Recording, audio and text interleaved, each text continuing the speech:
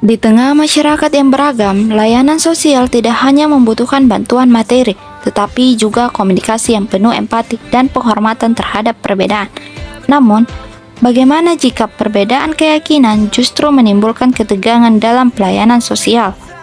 Inilah simulasi video tentang diskriminasi dan toleransi di layanan sosial.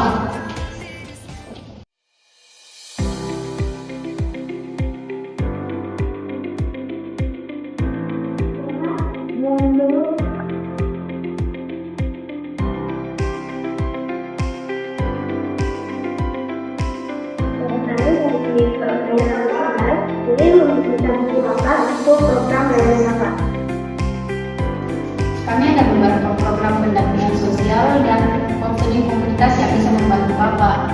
Programnya itu seperti apa?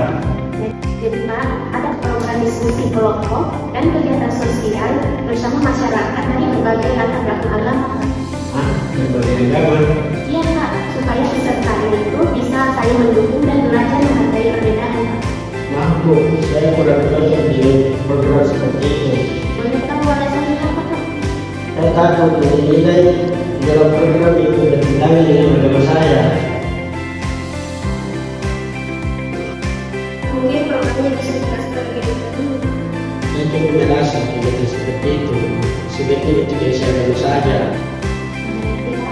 Program ini tujuannya bukan untuk membahas atau membuat kepentingan seseorang.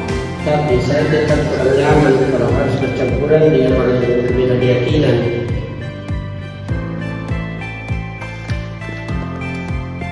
Pak Daniel, boleh saya jelaskan sedikit? Baik Bu, yang menjelaskan sedikit. Nah, dalam layanan sosial, kami menghargai semua agama. Program kita fokus untuk membantu kondisi sosial dan emosional peserta, bukan untuk mencampuri urusan agama. Jadi setiap peserta itu telah bebas menjalankan keyakinannya masing-masing. Kami juga berusaha menggunakan komunikasi yang menghargai perbedaan supaya semua orang merasa aman. Kalau begitu, mungkin saya salah memahami dari awal. Saya minta maaf Pak karena penjelasan tadi kurang jelas sehingga Bapak tidak mendengarnya secara benar. Tidak apa-apa Ibu, saya juga terlalu cepat menilai.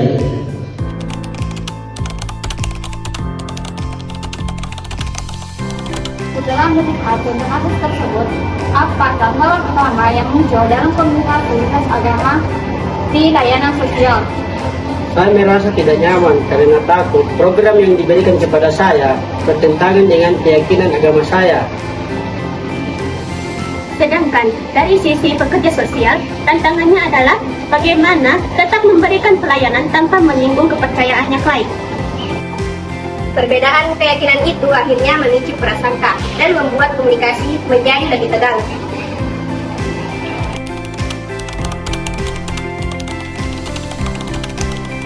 Lalu bagaimana komunikasi lintas agama dapat membantu mengurangi ketegangan tersebut? Komunikasi lintas agama mengajarkan pentingnya toleransi, empati, dan keterbukaan dalam memahami orang lain. Nah, dalam kasus tadi, konflik menjadi reda apabila kedua pihak saling mendengarkan tanpa menghakimi. Dan ketika saya merasa keyakinan saya mulai dihargai, saya akan lebih terbuka untuk melakukan komunikasi.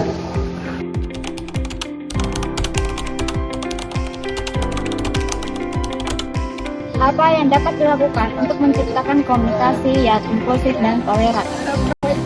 Penyedia layanan sosial harus menggunakan bahasa yang sopan dan menghormati keyakinan klien.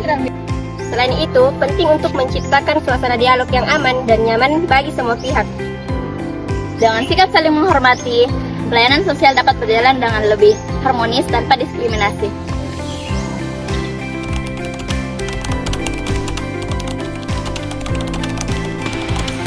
Teori yang digunakan dalam simulasi video tadi yaitu teori toleransi dan teori dialog.